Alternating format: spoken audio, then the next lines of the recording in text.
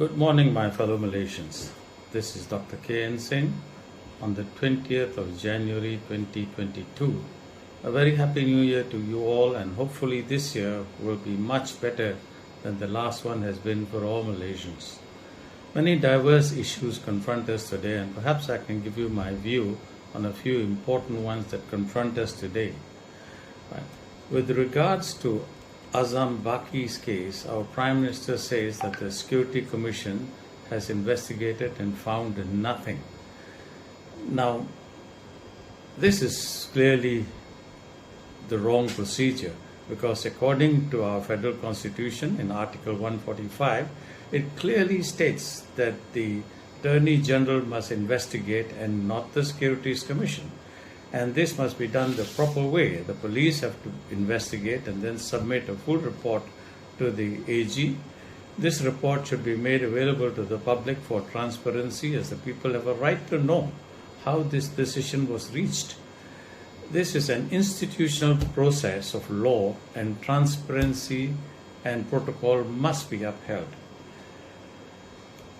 This is clearly not appreciated by the international community, as it has rebuked the Malaysian government by the rejection of Dato Seri Tajuddin Abdul Rahman, the ex-deputy minister, who is the MP from Pasir Salak, as our ambassador to Indonesia. This rejection was made that he had a record of corruption and was deemed unsuitable to be an ambassador by President Jokowi. This was followed by the Swiss government, where they rejected Nasri Aziz, a former minister and the MP from Padang Ringkas. He was appointed the Malaysian ambassador to Switzerland, and this was also rejected, as he also has a history of corruption. I think the international community is trying to teach Malaysians something. Perhaps we should also vet all our future members of parliament and all those who stand for election in the next GE15, and we must reject those who have a criminal record. This actually should be the job of the elections commissions, but they have never exercised this right in the past. Perhaps we as citizens of Malaysia should do this, and those with any past record which is suspect should never be voted into office.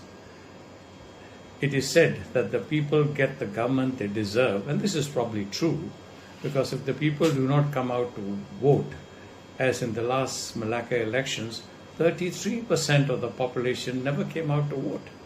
Perhaps they were fed up, and this is why the wrong people are elected, and nobody really cares because they think no one is going to do anything. Fortunately, the frogs were taught a lesson for which PKR paid very dearly. We have new faces in the horizon, and the one that stands out most is Syed Siddiq, our MP from Muar. He stands tall as he's a people's man. By registering Muda 18, we have now 4 million new votes that will make a huge difference in our political scene.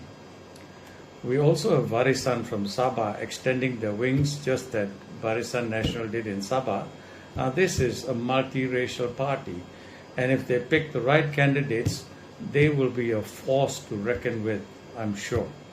Yes, we need good choices, and I foresee the next election, the people will look at the candidates more than the party. If Warisan and Muda decide to work together, this will be an unbeatable combination. And if you want to seal an opposition win, the DAP should join them for Malaysia's sake. The people are fed up and will be more careful who they vote the next time. PKR unfortunately burnt their boats in Malacca, and even now, if Anwar steps down from leadership and Rafizi takes over the leadership of PKR, they still have a chance.